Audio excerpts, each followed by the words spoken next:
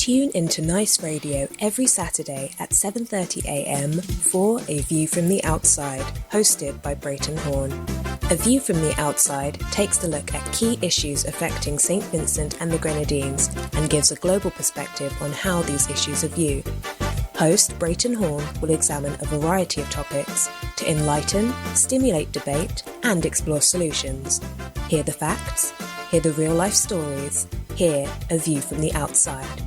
Join Brereton Horne at 7:30 a.m. every Saturday on Nice Radio for A View from the Outside. This society needs a spectacle. It might help us to see some need. On A View from the Outside this week being the 11th of December 2021, we look at collapse, C-O-L-L-A-P-S-E, collapse, with the view being that with the economy of St Vincent and the Grenadines being said to be on the verge of economic collapse, the regime in the country seems bent on causing a collapse in the lives of some frontline workers and their families. The Merriam-Webster dictionary defines collapse as to break down completely or disintegrate. And the Collins Dictionary states that if something, for example, a system or institution collapses, it fails or it comes to an end completely and suddenly. Those definitions tell us that when something is said to collapse, it means that that thing no longer has the ability to continue, at least not to continue in the form that is seen as normal. When something is said to collapse, it means that it is unable to stay in operation or be functional. When something is said to collapse, it means that it is a failure, a complete failure. It is with those definitions in mind that we, here on A View from the Outside, deal with this topic today. Today's topic is triggered by a recent article on a report of the International Monetary Fund, the IMF, in which it warned that St Vincent and the Grenadines, along with some of the world's poorest countries, the likes of Haiti, are on the verge of economic collapse. The article goes on to indicate that unless creditors to St Vincent and the Grenadines from the world's wealthiest nations offer debt relief to the country, then a collapse of the country's economy is inevitable. In simple terms, that means that the economy of St Vincent and the Grenadines is now more than ever at the mercy of other countries. Those wealthier countries from which St Vincent and the Grenadines borrowed huge sums of money. Some say they borrowed those monies wantonly and recklessly and now is unable to repay. It means that St Vincent and the Grenadines is on its knees, like Haiti and others, begging for debt forgiveness. It means that those in charge of the economy of St Vincent and the Grenadines have failed miserably, and hence, according to the IMF, the economy is on the verge of collapse. Vincentians and others, no doubt, saw this coming. Many knew that it was coming. They knew that it was coming because they are feeling it. They are feeling the pinch in their pockets. Many struggle to pay their bills when the month ends. Many cannot pay their water and electricity bills and other bills. Many cannot buy food. Many struggle.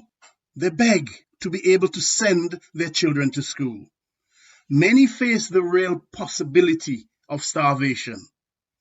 They know that if their relatives or other friends from the Vincentian diaspora do not send money and other things to them, they will find it difficult to survive.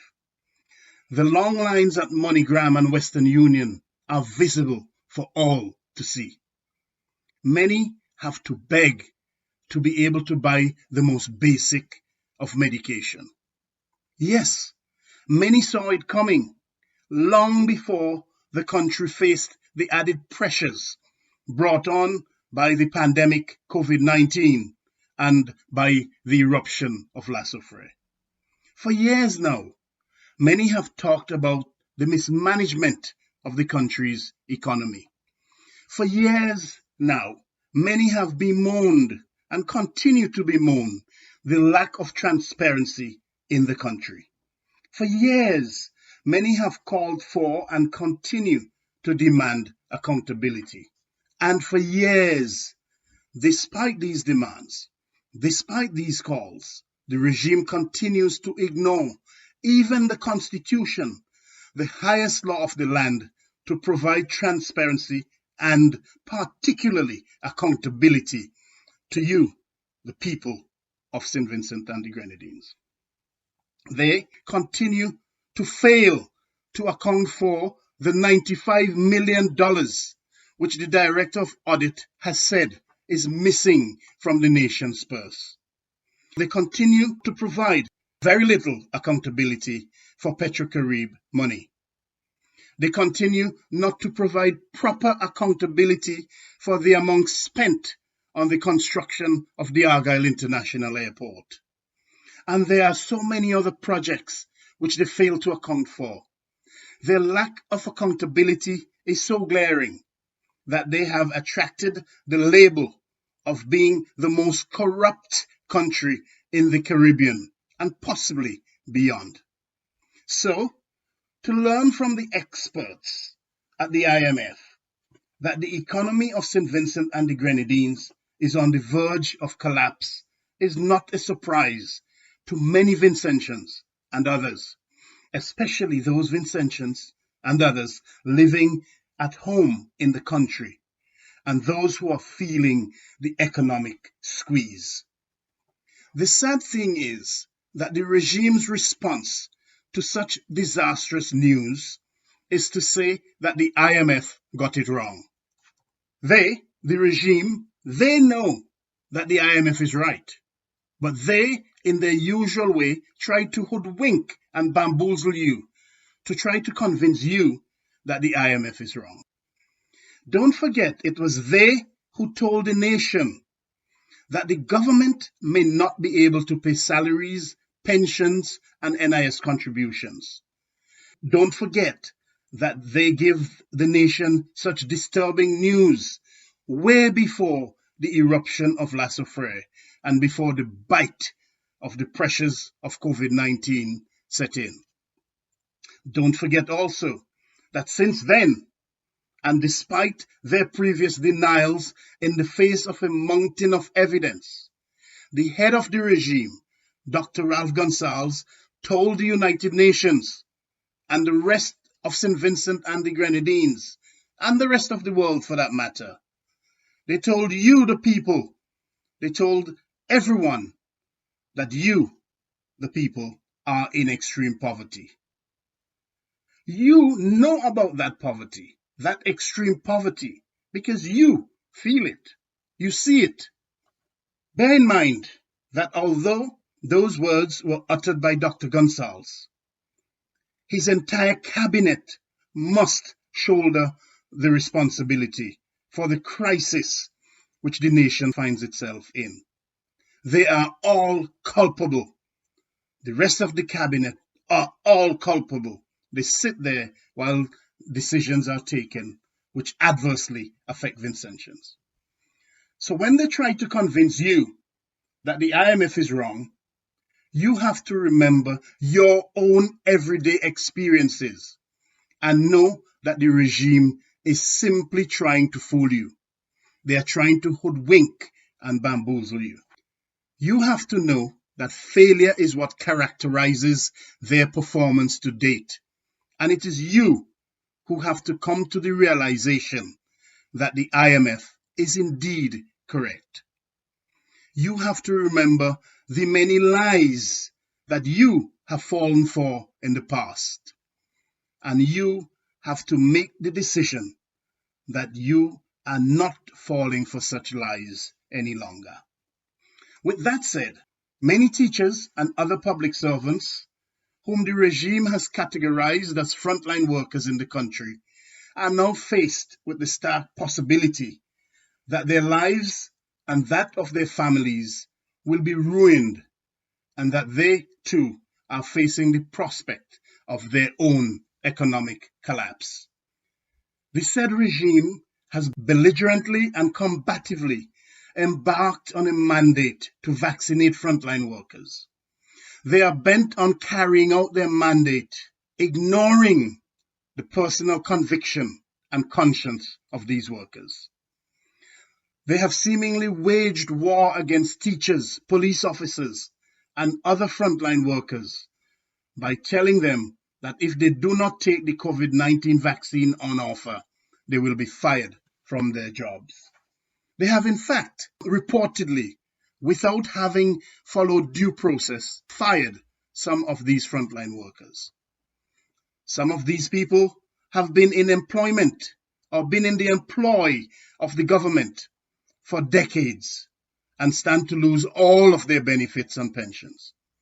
Many of them and their families face the daunting prospect of not being able to celebrate Christmas, a tradition which many simply cannot fathom missing.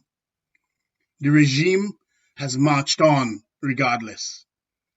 Many people accuse them of being totally uncaring for the very constituents whom they rely on to remain in power. It seems that as the country's economy suspends on the brink of economic collapse, the regime cares very little, if at all, whether they allow the lives of many Vincentians, many frontline workers, to collapse also. Many said that as those in the upper echelons of the regime continue to live in opulence and extravagance, they do all they can to ensure that those whom they deem are in opposition to them in any way suffer immeasurably. They go to great lengths to make them and their families suffer. Many have said that the IMF's observation that the economy of St Vincent and the Grenadines is on the verge of collapse is just one of the many things which faces collapse, has collapsed, or is collapsing in the country. Healthcare is in tatters, and only those who are well connected fly out for proper treatment overseas, while the majority of the population have no choice but to accept the substandard healthcare that is there in the country. Agriculture is in danger of collapsing altogether, especially when the banana industry has already collapsed. The geothermal project collapsed ignominiously.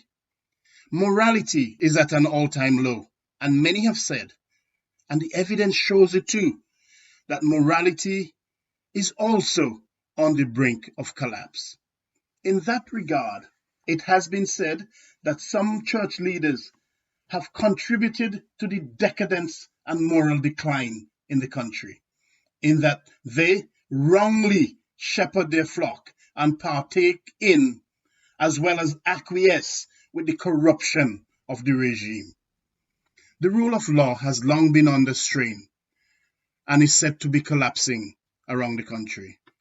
On the 27th of November 2021, our episode here on A View from the Outside, entitled Broken, showed a collapsing criminal justice system in the country. Cornelius John, an ordinary citizen, said that he was threatened, beaten, and shot in his leg on his own private property by a government senator and the Assistant Director of Public Prosecution. It appears that he, Cornelius John, will never see justice for such egregious crimes committed against him. Yes, the general collapse of the country is so glaring that there are many who are not surprised that St Vincent and the Grenadines is now on the same economic ranking as Haiti. Many believe unless the regime is halted, unless you, the citizens, make a firm decision and stand up against the tyranny and corruption, the regime will continue to ruin the lives of many of its citizens, as well as completely ruin the country itself. Vincentians, you have to make that call. The burdened, dispossessed, and oppressed teachers, public officers, police officers, and frontline workers have started the call. They are now pushing back on the regime. Just yesterday, Friday the 10th of December 2021, many teachers and other public servants, or other frontline workers and others came out on the streets of Kingstown in protest to let the regime know that they will not continue to tolerate its mandates and tyrannical behavior. They need your support. They need the support of everyone, including the church leaders who many say have veered away from the basic principles of Christianity. Your voices and action are needed now more than ever in the quest for freedom, including economic freedom and justice in St Vincent and the Grenadines. Vincentians, as the observation of the IMF looms large and as the evidence of collapse becomes more visible around the country, we, on A View from the Outside, say that every Vincentian has a responsibility to stand up and be counted. We implore you to be counted. We implore you to help to redeem the country and to bring it back from the precipice of collapse and despair. The time is now. And with that, we leave you with an adaptation of the words of Turkish playwright, novelist, and thinker Mehmet Murat İlden, who said, "Many countries collapsed totally just because their citizens were sleeping like a log while the country is collapsing totally." Vincentians, don't sleep like a log. Wake up. Wake up. Until next week, Justin and all of the listeners, this is Brereton Horne with a reminder to send your feedback as usual to aviewfromtheoutside@hotmail.com. We also invite you to visit and like our Facebook page at A View From The Outside and to subscribe to our YouTube channel at JMB Horne. Justin, you and everyone have a pleasant Saturday. Have a wonderful Sunday and a productive week ahead as we all make the